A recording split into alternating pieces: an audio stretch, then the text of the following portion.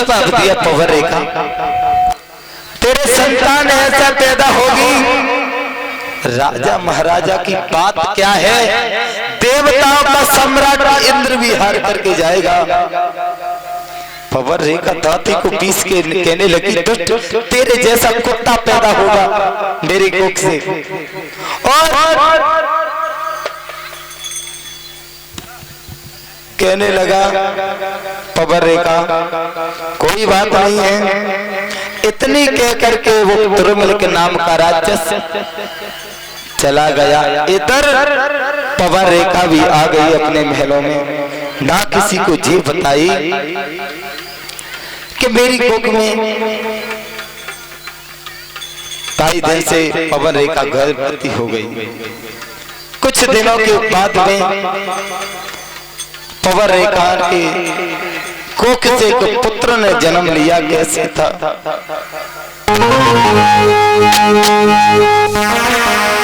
के बालक को पैदा होगी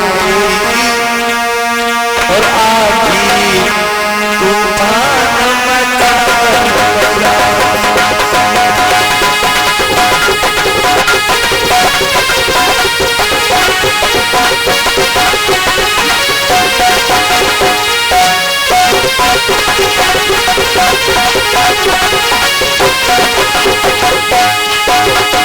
जैसे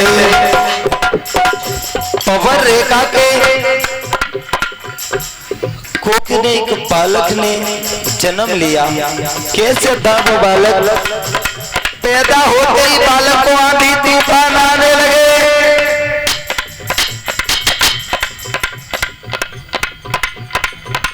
बादल गिरने लगे, एकदम आंधी चलने लगी।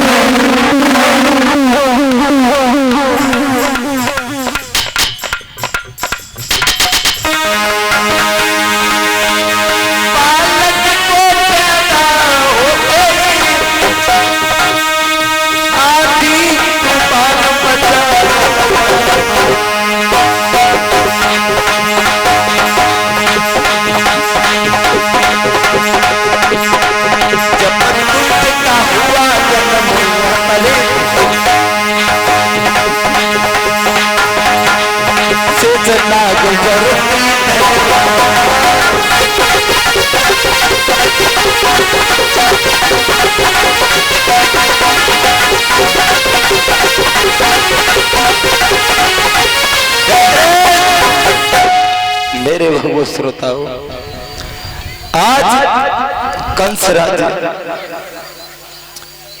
पवन रेखा के पुत्र जब पैदा हुआ, नामकरण संस्कार हुआ, पुत्र का नाम रख दिया कंस।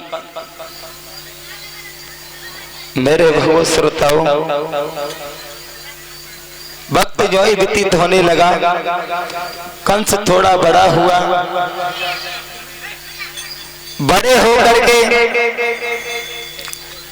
18 गुंडा रखने लगा साथ में। गोकुल से मथुरा के लिए कोई जाती है, कोई गोपिका जाती है, उसकी मटकी लेता है, फोड़ देता है उनके, इतनी मार देता है कि सखियां कपड़े उतार करके नीचे जमीन में और कंस लिटाता है। मेरे भगवो श्रोताओं, जे बात महाराज उग्रसेन पे गई, बार बार शिकायत पहुंचने लगी। एक दिन कंस को बुलाया महाराज उग्रसेन, कहने लगे देखा कि मैं पिताजी ने बुलाया हूं। तो महाराज उग्रसेन की सभा में कंस राज पहुंचे और 18 गुंडा भी साथ में। महाराज उग्रसेन कहने लगे बेटा, जे ऐसे उत्पत्ति काम क्यों करते हो? जे तुम्हारी बार बार शिकायत आ रही है मेरे लाल, अगर राजा ही प्रजा को सताएगा तो जे प्रजा जाएगी कहां?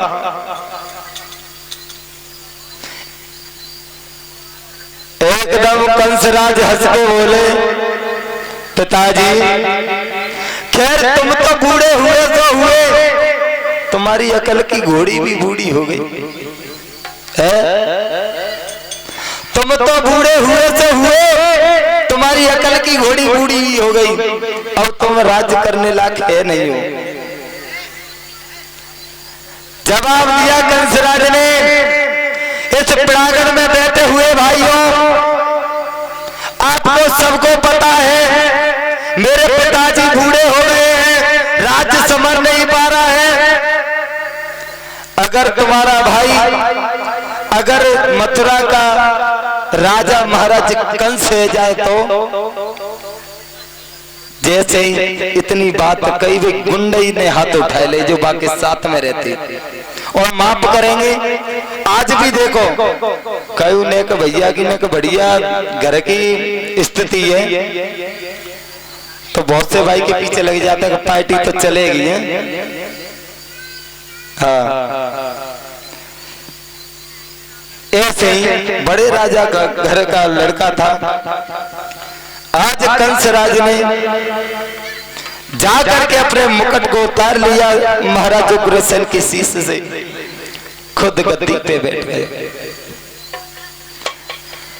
जेल खाने में महाराज उग्रसेन ने डाल दिए, मथुरा का सम्राट बन गया और कहने लगा मेरे राज्य में, मेरे दरबार में आज से ना हवन होगा, ना कथा होगी और ना कोई जो ब्राह्मण है भगवान का भजन नहीं होगा। कितना उत्पत्ति पैदा हुआ है मेरे भगवत श्रोताओ। हमारा जो आदेश है, अगर किसी ने भगवान का भी नाम लिया उसे कुआं में पटक देंगे। सुना?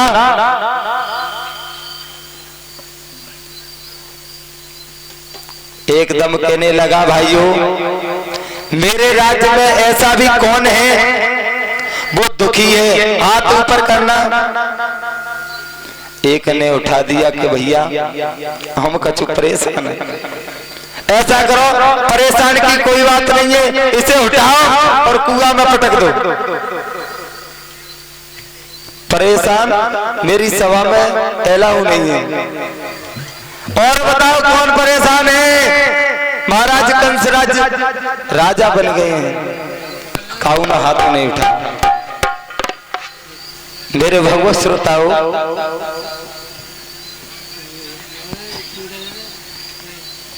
इधर कुछ वक्त बीत जाने के बाद में एक चचेरी बहन कंसराज की एक बहन थी, उसका नाम था देवकी।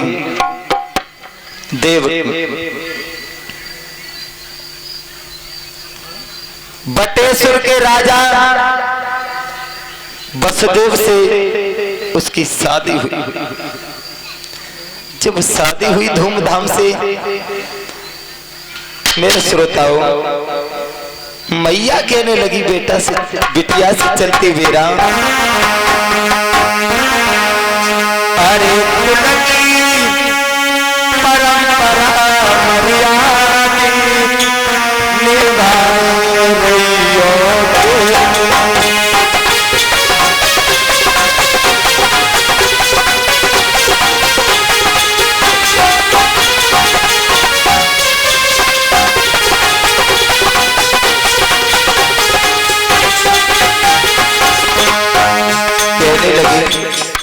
बेटी जा तो रही हो मगर अपने कुल की ध्यान रखियो।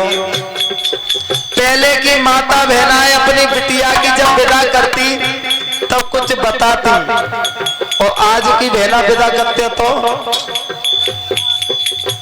जी कहते अलग ही चूल्हा धरिए। हाँ, अगर तेने जेते दोबारा को कर दी अगर रोटी तो सोच लिए। आज की माता बहनाओं के जे विचार हैं। और पहले की बड़ी लड़ी बहना कहती थी अपनी पुत्री को विदा करती थी तब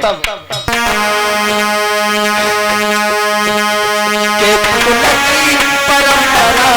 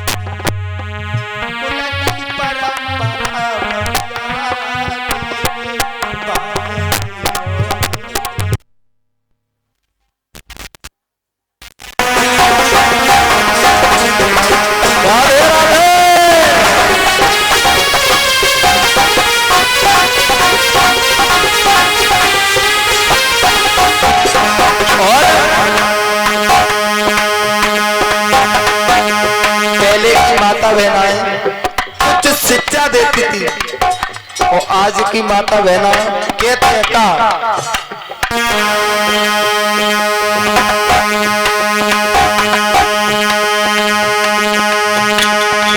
और नाये ताऊ के जरिए आज की माता बहना कहते हैं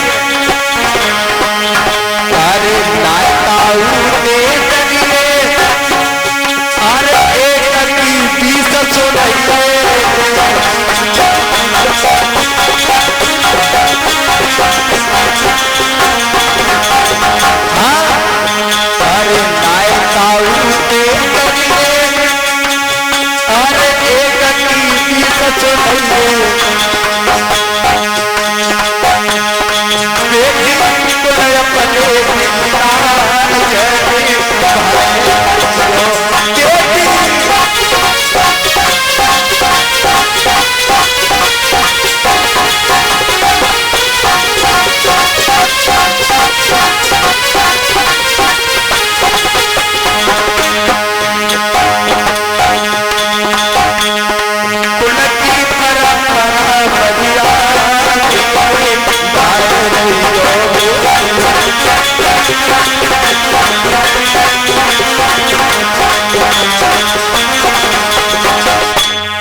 मेरे भगवत श्रोताओं देखते हैं जैसे ही महाराज कंस अपनी चचेरी बहन देवकी का जो विदा कर रहा था आकाशवाणी हुई इस बहन का तू विदा कर रहा है किसी की अपनी संतान तेरा काल होगा काल होगा काल होगा।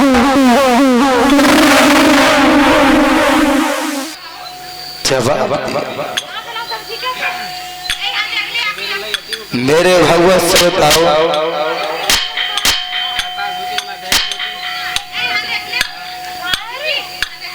इतनी बात उस कंसराज ने सुनी आकाशवाणी की तो कहने लगा कंसराज ये क्या हुआ है ये क्या हुआ है। कंसराज से देवकी कहने लगी भैया भैया माता बहनाओं सभी एक बात है जे बेटिया जाती है दूसरे पराए घर छोटे से लेकर के बड़े होकर के जब दूसरे के घर जाती है तो वो ही पिता रोता है जो अपनी बिटिया से प्यार करता है। देवकी समझ आते हैं मैया और बाबला को बोली गुड़िया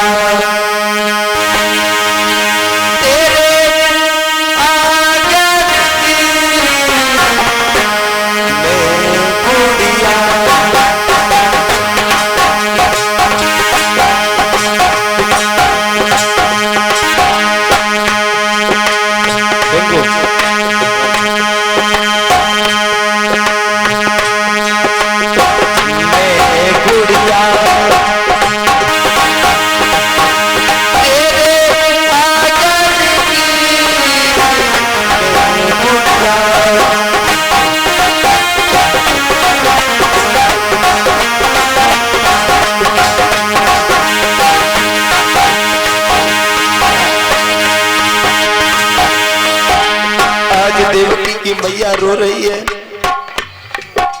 आंखों में आंसू भर रही है कहने लगी देवकी आज तू मुझे छोड़ करके जा रही है सारी हमारे खुशियां लेकर के जा रही है। तो देवकी मैया से समझाती हुई बोली मैया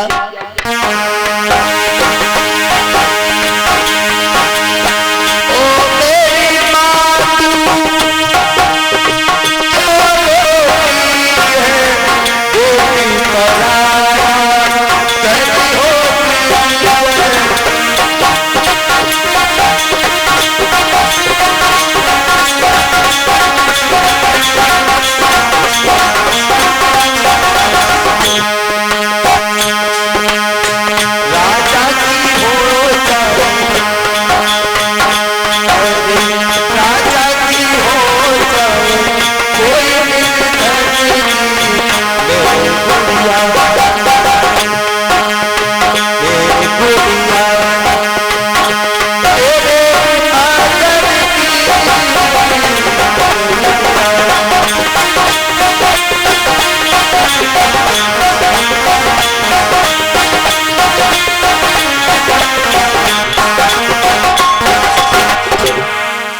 दिए मैया क्यों रोती हो?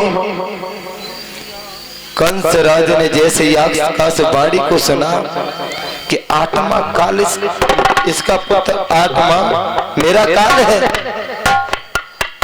एकदम देवकी के केस पकड़ के रथ से उतार लिया। कहने लगा जब हम पेड़ को ही नहीं रहने देंगे तो फल कहां से आएगा?